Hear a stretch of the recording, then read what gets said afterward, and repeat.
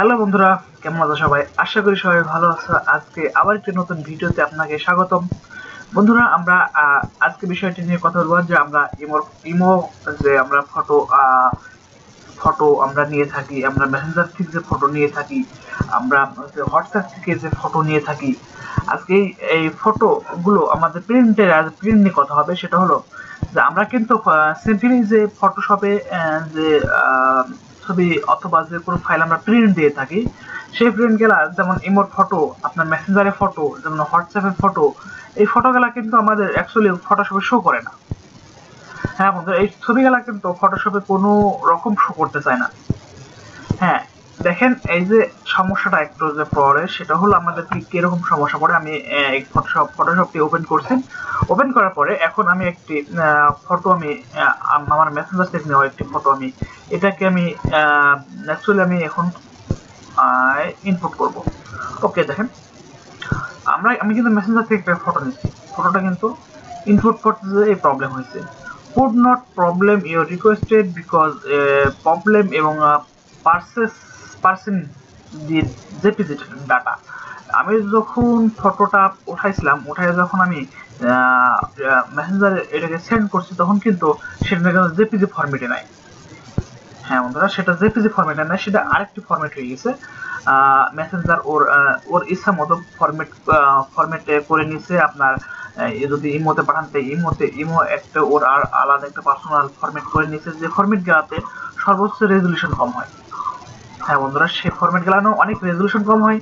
তাই আমরা দেখবো যে আজকে ইমোর ফটো, আপনার মেসেঞ্জারের ফটো, ফেসবুকের ফটো কিভাবে আমরা ফটোশপে শো করাতে পারি এবং ফটোশপে থেকে আমরা প্রিন্ট করতে পারি।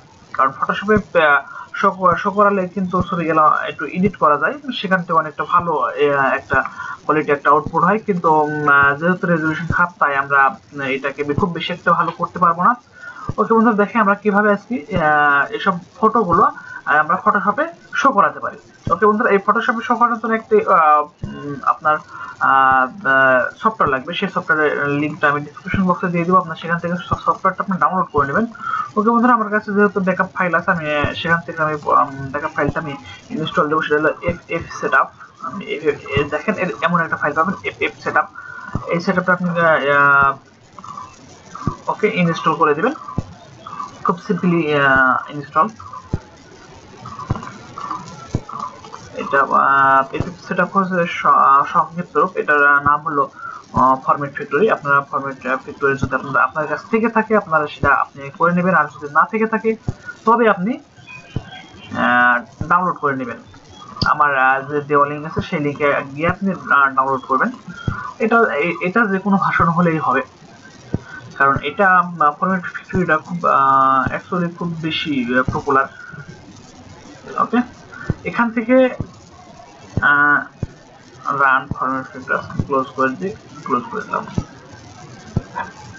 ক্লোজ। হ্যাঁ, এটা হয়ে গেছে। আর যদি অনলাইন থেকে আপনি সঙ্গে সঙ্গে ডাউনলোড করে এবং ইনস্টল করতে চান, সেখান থেকে অনেকটা প্রবলেমে ফেস হতে পারে। কারণ এই ফরম্যাট ফিল্টারের সাথে অনেক রকম অ্যাপস যোগ করা থাকে। আপনার যদি আপনার পিসিতে যদি নেট কানেকশনটা দিয়ে থাকে, আপনি অবশ্যই নেট কানেকশনটা বন্ধ করে দিবেন। আর যদি বেশি প্রবলেম হয়, তাহলে সেখানে দেখবেন যে আপনি ইনস্টল করার সময় দেখবেন অনেক গেলাই আপনার পারমিশন চাবে। সে পারমিশন গুলো দিলে আপনার যেমন ওপেরা মিনি, আপনার ফেসবুক অ্যাপ, এইগুলা কিন্তু আপনার কিছু অটোমেটিক চলে আসবে। ওকে বন্ধুরা, এটা একটু সাবধানে করবেন। যদি প্রয়োজন হয় তবে করেন, আর যদি প্রয়োজন না হয় তাহলে এইসব অ্যাপসের কোনো প্রয়োজন নাই। ওকে, ফরম্যাট ফ্যাক্টরি। হ্যাঁ, এই দেখেন এই যে প্রবলেমগুলো আপনারা যেহেতু এই প্রবলেমটা আপনারা এখন বুঝে যে সেখানে আমার পারমিশন চাইছে, যে এখানে আর একটা অ্যাপস যোগ আছে। আপনি যদি অ্যাপসটা যদি আপনি রাখতে চান তবে রাখতে পারেন, আর অ্যাপসটা যদি না রাখতে চান তবে আপনি রাখতে পারেন। ওকে, আপনি যদি রাখতে চান তাহলে টিক মার্ক দিবেন, আর যদি না রাখতে চান তাহলে এটাকে টিকটাকে উঠাই দিবেন। ওকে, আমি ওকে দিয়ে দিলাম। এই দেখেন, সরি আমি ওইটা রাখলাম না, আমি রাখার চেষ্টা করলাম, কিন্তু এখানে আমি কিন্তু তাও মনে পরে রাখলাম না। ওকে, আমি এবার এটা কিন্তু আমাদের জেপিজি ফরম্যাটে নাই। আমাদের যে মেসেঞ্জার থেকে যে ছবিটা আসছে, সেটা কিন্তু জেপিজি ফরম্যাটে নাই। আমরা এখন শুধু জেপিজি করে নেবো, জেপিজি। ওকে, ক্লিক করলাম। ক্লিক করার পরে যেখানে যে ফাইলটা আছে সেই ফাইলটা আমাকে আগে একটু আলাদা করে নেবেন। এই ফাইলটা আমার এখানে রাখলাম। এই ফাইলের ভিতরে আমার ফটোটা আছে। আমি এবার জেপিজি ফটোটার উপর ক্লিক করলাম এবং ক্লিক করার পরে এখান থেকে আমি শুধু ফটোটাকে নিলাম। এই ফটোটাকে আমি এখানে ড্র্যাগ করে ছেড়ে দিলাম। দেখেন এটা কিন্তু দেখেন FBMS সেটা দেখাচ্ছে, সেটা 15 কিলোবাইট দেখাইছে। ওকে, এরপর আমি ওকে এবং স্টার্ট করে দিলাম। ওকে, দেখেন এটা কিন্তু সঙ্গে সঙ্গে কমপ্লিট হয়ে গেছে। হ্যাঁ বন্ধুরা, এটা কিন্তু সঙ্গে সঙ্গে কমপ্লিট হয়ে গেছে। আপনি এবার আউটপুটে যাবেন। আউটপুটে গিয়ে দেখেন আউটপুটটা কিন্তু আপনার এই সবসময় এই আপনার বাম করে থাকবে। আপনি আউটপুটের উপর ক্লিক করলে আপনার কিন্তু ছবিটা শো করবে। দেখেন এই ছবিটা কিন্তু শো করছে। আর এখন ছবিটা আপনি শুধু ড্র্যাগ করে দিয়ে ফটোশপের উপর ধরেন, ফটোশপ ওপেন হবে এবং এটা ফটোশপ মাঝখানে ছিলেন দেখেন এটা কিন্তু হয়ে গেছে।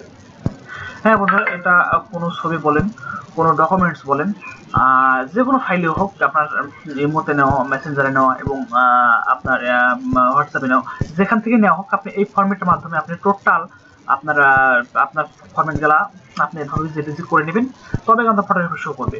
আর আদারওয়াইজ কিন্তু ফটোশপে শো করবে না। ওকে বন্ধুরা, ভিডিওটা দেখতে ভালো লাগে অবশ্যই লাইক করবেন। আর আপনি যদি আমার চ্যানেলে নতুন হয়ে থাকেন আপনি অবশ্যই চ্যানেলটি সাবস্ক্রাইব করবেন এবং পাশে থাকা বেল আইকনটি বাজিয়ে দিবেন। আর যদি আপনাদের বেশি প্রবলেম হয়ে থাকে আমি অবশ্যই লাইভ সাপোর্ট দেবো এবং লাইভ সাপোর্টটা কীভাবে হয় সেটা আমি ডিসক্রিপশন বক্সে লিঙ্ক দিয়ে দেবো। সেখান থেকে আপনার লাইভ সাপোর্টটা আপনি সম্পূর্ণভাবে আপনি দেখে নেবেন যে কীভাবে আমরা আমাদের লাইভ সাপোর্টটা আমরা দিয়ে থাকি। ওকে বন্ধুরা, আজ এ পর্যন্ত, দেখা হবে অন্য কোনো ভিডিওতে। Bye bye, tata.